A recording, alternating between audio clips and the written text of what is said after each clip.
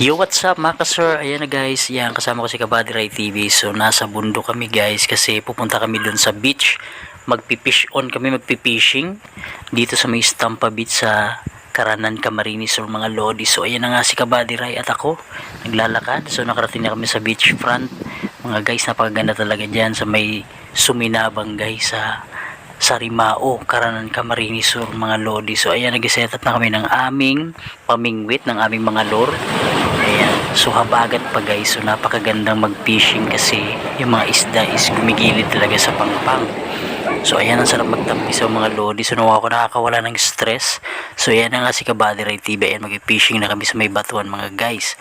So ayan na nga, nakahuli ako guys ng mahigit mag-1 kilong snapper guys. So napakasaya namin dyan kasi nakahuli kami ng malaking isda guys. So uma-upgrade na talaga. So ayan, pangalawang huli namin.